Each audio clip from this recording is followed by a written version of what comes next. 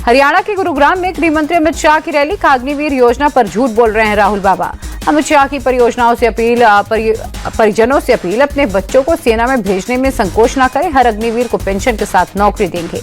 हुड्डा सरकार में दलाल, डीलर और दामाद की प्राथमिकता। दिल्ली के दामाद को समृद्ध करने के लिए गुरुग्राम की जमीनें बर्बाद की गई। अमित शाह ने वाड्रा पर निशाना साधा।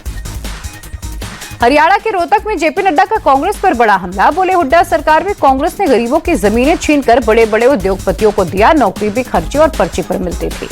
हरियाणा की रैली में हिमंता बिस्वा शर्मा का हुड्डा फैमिली पर बड़ा अटैक। बोले, बीजेपी सरकार बनाएगी और बाप बेटे तीर्थ स्थान जाएंगे। नायब सिंह सैनी ही बनेंगे सीएम। हरियाणा के सोनीपत में हिमंता बिस्वा शर्मा का विवादित बयान। बोले, 600 मदरसे बंद किए, बाकी भी बंद करूंगा। भारत को डॉक्टर और इंजीनियर चाहिए, मुल्ला नहीं। हरियाणा के लोग बदलाव और विकास चाहते हैं, इसीलिए कांग्रेस की सरकार तय। बीजेपी की सरकार में समाज का हर तबका परेशान। हरियाणा के करनाल में बोले कांग्रेस नेता दीपेंद्र हुड्डा। केजरीवाल ने हरियाणा की महिलाओं को हर महीने 1000 रुपए देने का किया ऐलान। युवाओं को भी रोजगार की गारंटी दी। केजरीवाल ने पीएम मोदी पर निशाना साधा। बोले, हरियाणा में जीत के डर से मुझे रोकना चाहते थे मोदी। केजरीवाल को पीछे छोड़ना है तो काम से छोड़िए, जेल भेजकर नहीं। हरियाणा के दलित वोटर से बीएसपी चीफ मायावती की अपील, अपना वोट कांग्रेस और बीजेपी को देकर खराब ना करें। हरियाणा के दंगल में बीजेपी पर खूब गरजे बसपा के नेशनल कोऑर्डिनेटर आकाश आनंद। बोले, बीजेपी ने हमारे किसान भाइयों का अपमान किया, किसी कीमत पर दोबारा इन्हें हरियाणा में मत घुसने दें। जम्मू कश्मीर के जसरोटा में रैली के दौरान कांग्रेस अध्यक्ष मल्लिकार्जुन खड़गे की तबियत बिगड़ी। मंच पर भाषण देते समय लड़खड़ाए। पार्टी नेताओं ने हाथ पकड़कर कुर्सी पर बैठाया। खड़गे की तबियत बिगड़ने के बाद मंच पर बुलाई गई मेडिकल टीम। चेकअप में लो ब्लड प्रेशर के अलावा बाकी सब ठीक, अब हालत स्थिर। जम्मू कश्मीर में चुनाव प्रचार के आखिरी दिन उधमपुर में सचिन पायलट की रैली। बोले, ज्यादा मतदान से हमें फायदा, हमारे गठबंधन को स्पष्ट बहुमत मिलेगा।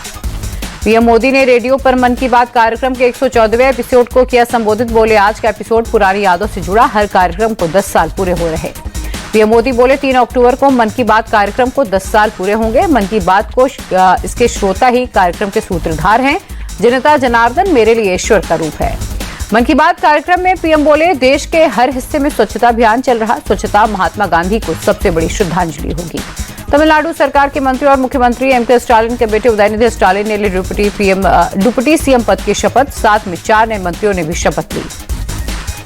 हाल ही में जमानत पर रिहा हुए सेंथिल बालाजी ने भी ली मंत्री पद की शपथ। पिछले साल मनी लॉन्ड्रिंग मामले में गिरफ्तारी के बाद स्टालिन कैबिनेट ने दिया था इस्तीफा। डिप्टी सीएम नियुक्त किए जाने पर बोले उदयनिधि स्टालिन, मैं सभी आलोचनाओं को सुन रहा हूं, इसके बावजूद मैं अपना सर्वश्रेष्ठ देने की कोशिश करूंगा। उदयनिधि स्टालिन के डिप्टी सीएम बनने पर डीएमके कार्यकर्ताओं में खुशी की लहर। थूथुकुडी में आतिशबाजी और मिठाइयां बांटकर जश्न। उदयनिधि स्टालिन को तमिलनाडु के डिप्टी सीएम बनाए जाने पर बीजेपी प्रवक्ता शहजाद पूनावाला ने कसा तंज। कहा, ये निजी लिमिटेड कंपनियां हैं, इनमें दादा फिर पिता फिर पुत्र के शासन की पॉलिसी है।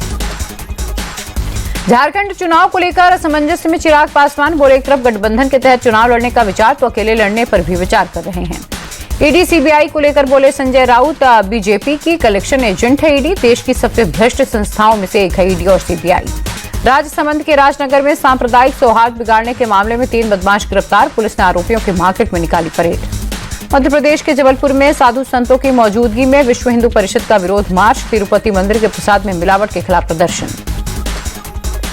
यूपी के बरेली में भी तिरुपति के लड्डू का विरोध। आरएसएस, वीएचपी समेत सभी हिंदू संगठनों ने प्रसाद में मिलावट को लेकर जन आक्रोश रैली निकाली। वाराणसी में जर्जर मकानों पर बुलडोजर एक्शन। नोटिस के बाद भी खाली नहीं हुए तो 76 जर्जर मकानों पर नगर निगम ने चलाया बुलडोजर।